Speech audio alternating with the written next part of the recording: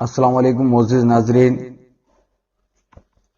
آج کے اس ویڈیو میں ہم ڈی ایس سی امتحانی نقطہ نظر سے مضمون پرسپیکٹیوز ان ایجوکیشن، تعلیمی پس منظر، جو ایک نیا مضمون ہے، اس کے مختلف ابواب اور اس کے سیڈنگز کے بارے میں معلومات حاصل کریں گے۔ آج کے سیشن میں ہم باب اول تاریخ تعلیم، ہسٹری آف ایجوکیشن کے بارے میں تفصیل سے جانیں گے، جس کے تحت ہم تعلیم کے معنی و مقاصد، اقسام تعلیم، تعلیم سے متعلق دستور ہند کے چند اہم دفعات، تعلیم ماقبل ویدک دور، بدھ دور میں تعلیم، بنیادی تعلیم کی اسکیم، ہرٹاک کمیٹی، عہد وسطیٰ میں تعلیم اور مختلف کمیشنز اور کمیٹیز جیسے Kothari commission, N P 1986، Ishwar بھائی پٹیل کمیٹی اور اشپال کمیٹی وغیرہ کے بارے میں معلومات حاصل کریں گے۔ تو آج کے اس سیشن میں ہم تعلیم کے معنی و مقاصد، meaning and aims of education کے بارے میں جانیں گے۔ لفظ ایجوکیشن دراصل لاطینی زبان سے اخذ کیا گیا ہے، جس کے 3 الفاظ ہیں، جیسے ایجوکیئر یعنی سامنے لانا یا منظر عام پہ لانا، ایجوکیئر پرورش و تربیت کرنا، اور تیسرا ہے ایجوکیٹم، یعنی یہ 2 اصطلاحوں کا مرکب ہے، یعنی ای اور ایجوکو سے مراد اندر سے باہر کی طرف حرکت ہے، اور ڈوکو سے مراد ترقی کرنا ہے۔ تعلیم کے مفہوم پر چند مفکرین کے خیالات، یعنی مختلف ماہرین تعلیم نے تعلیم کا جو کانسیپٹ پیش کیا ہے، اس کی جو تعریف کی ہے، اس پر نظر ڈالتے ہیں۔ تعلیم کا مطلب میرے نزدیک بچے یا انسان کی بہترین صلاحیتوں کو ابھرنے کا موقع دیا جانا چاہیے، جس میں اس کی جسمانی، دماغی اور روحانی صلاحیتیں شامل ہیں۔ گاندھی جی نے کہا یہ قول۔ اس کے بعد تعلیم کو انسان میں ان ارفع الواحی خصوصیات کو فروغ دینا چاہیے جو اسے سچائی کی تلاش میں سخت راہوں پر چلنے کا اہل بنائے۔ یہ سوامی دیانند کا قول ہے۔ نیکسٹ، تعلیم انسان میں پہلے سے موجود الواحی تکمیلیت کا اظہار ہے۔ ویویکانند نے کہا یہ۔ مقاصد تعلیم، آبجیکٹوز آف ایجوکیشن۔ عصر حاضر میں تعلیم ایک عوامی موضوع کی شکل اختیار کر چکا ہے۔ اسی وجہ سے مختلف شعبہ حیات سے وابستہ افراد کے نزدیک تعلیم کے حصول کے مقاصد جداگانہ ہے۔ ایک ماہر معاشیات کے قریب تعلیم کمیونٹی کے لیے نفع بخش سرمایہ کاری ہے، تو ایک ماہر سماجیات اس کو سماجیانے کا ذریعہ تصور کرتا ہے۔ اسی طرح ایک ماہر نفسیات کے نقطہ نظر سے تعلیم کا مقصد فرد کی ہمہ جہتی نشو و نما ہے۔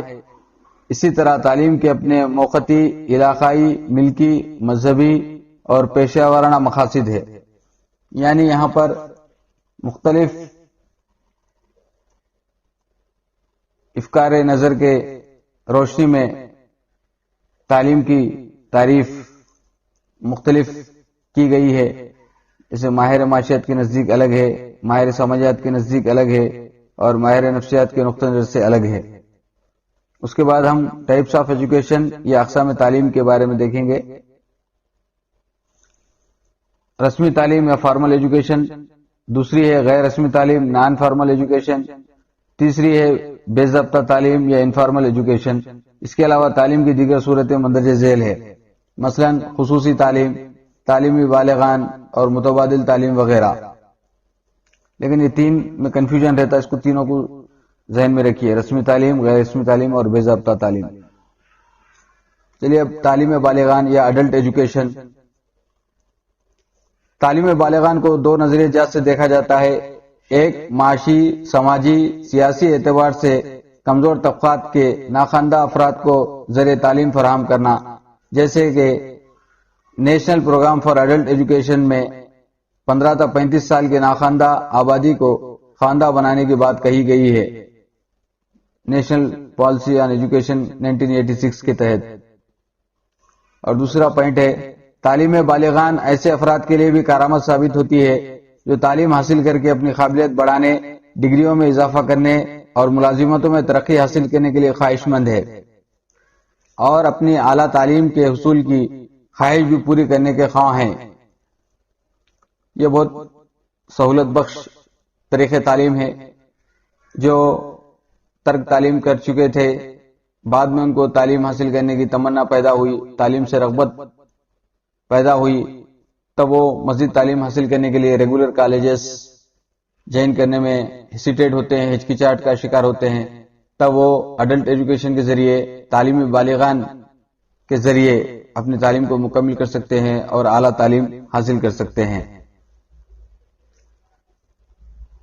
اور ایک متبادل تعلیم یا الٹرنیٹو ایجوکیشن ایسا تعلیمی نظام جس میں کسی مخصوص فلسفے کے تحت نظام تدریس و تعلیم انجام پاتا ہے، یعنی یہاں پر پرٹیکولر کوئی ایک فلسفے کے تحت ٹیچنگ کا بندوبست کیا جاتا ہے اور لرنر یہاں پر آسانی سے ایجوکیشن پروسیس کو سمجھ سکتا ہے۔